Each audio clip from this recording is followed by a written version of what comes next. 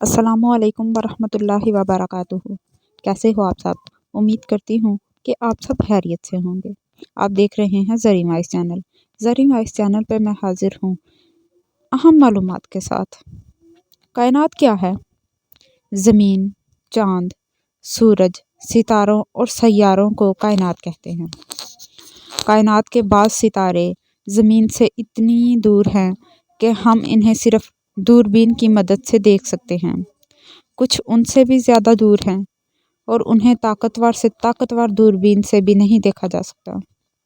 अब सवाल ये पैदा होता है कि हम ये कैसे जानते हैं कि वो वहाँ वाकई मौजूद है?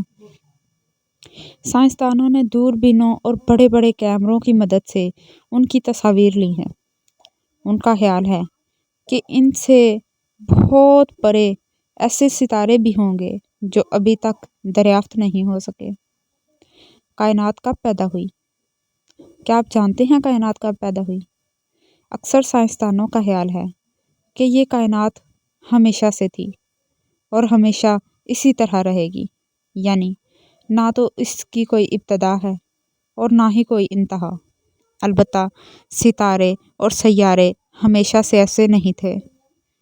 इनमें से हर एक की इब्तदा किसी ना किसी शक्ल में ज़रूर हुई और उस वक़्त से अब तक उनकी शक्ल अच्छी खासी तब्दील हो चुकी है। सितारे जब बहुत पुराने हो जाते हैं तो उनके अंदर की गर्मी कम हो जाती है और उनसे उनकी रोशनी मध्यम हो जाती है। आखिर एक दिन वो बुझकर फना हो जाते हैं, लेकिन उनकी जगह खाली नहीं होती। उस जगह कोई और सितारा पैदा हो जाता है। ऐसा करोड़ों सालों से होता आ रहा है। ज़मीन गोल कैसे हुई? क्या आप जानते हैं ज़मीन गोल कैसे हुई? आप खिड़की में से बाहर झांकते हैं तो आपको मकानात, गली कोचे, दरख्त और खेत नज़र आते हैं। लंबे पहाड़ भी दिखाई देते हैं। इसके अलावा आप और भी हज़ारों चीज़ें देखते हैं, लेकिन इनमें से एक भी शय ऐसी नहीं जिससे इस बात का पता चले कि ज़मीन गोल है।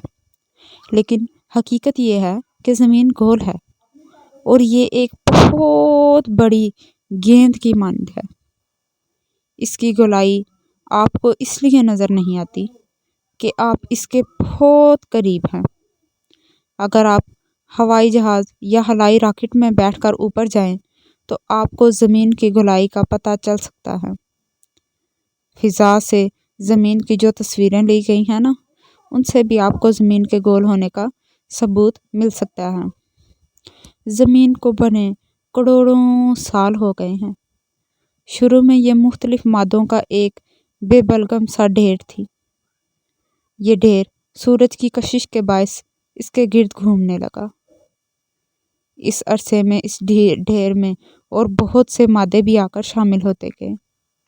ये तमाम मादे कशिश सकल की वजह से सूरज के गिर्द घूमते हैं।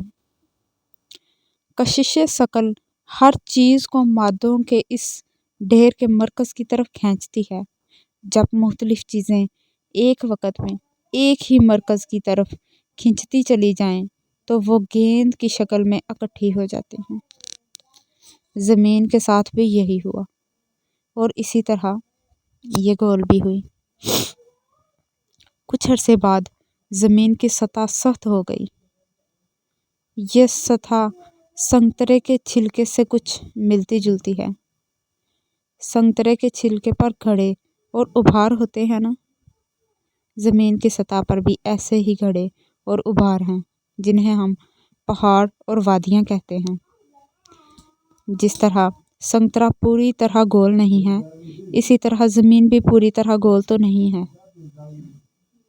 अगला सवाल ये है कि ज़मीन सूरज के गिर्द क्यों कर घूमती है? क्या आप जानते हैं? आपने वो गेंद तो देखी होगी जिसमें डोरी बंधी होती है और बचपन में इससे खेला भी होगा। जब डोरी को ज़ोर से घुमाया जाता है ना, तो ऐसा महसूस होता है जैसे गेंद डोरी को खींच रही है और डोरी तोड़कर भागने की कोशिश में है, मगर डोरी उसे भागने नहीं देती। जब तक آپ ڈوری کو گھماتے رہتے ہیں، گیند آپ کے گرد ہوا میں چکر کاٹتی رہتی ہے۔ زمین بھی گیند کی طرح سے اور سورج سے اپنے گرد گھماتا ہے۔ اب آپ پوچھیں گے کہ وہ ڈوری کہاں ہے جس سے زمین بندھی ہوئی ہے؟ جواب یہ ہے کہ زمین سے سورج تک کوئی ڈوری نہیں ہے، لیکن ایک ایسی چیز ضرور ہے جو ہمیں نظر تو نہیں آتی، لیکن وہ زمین کو سورج کی طرف کھینچتی ہے اور اسے ادھر سے ادھر بھاگنے نہیں دیتی۔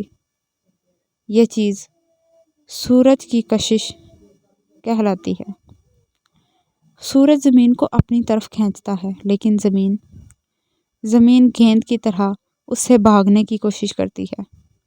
اس طرح سے زمین کا کھچاؤ سورج کے کھچاؤ کے برابر ہو جاتا ہے اور زمین ایک خاص راستے پر سورج کے گرد گردش کرتی رہتی ہے۔ یہ راستہ زمین کا مدار کہلاتا ہے۔ تو کیسی لگی آپ کو میری یہ اہم معلومات؟ اچھی لگی ہو تو کمنٹ ضرور کیجیے گا، میرے چینل کو سبسکرائب کریں، لائک کریں، ویڈیو کو زیادہ سے زیادہ شیئر کریں۔ اللہ تعالیٰ آپ کا حامی و ناصر ہو۔ ملتے ہیں ایک نئی کہانی کے ساتھ، تب تک کے لیے اللہ حافظ۔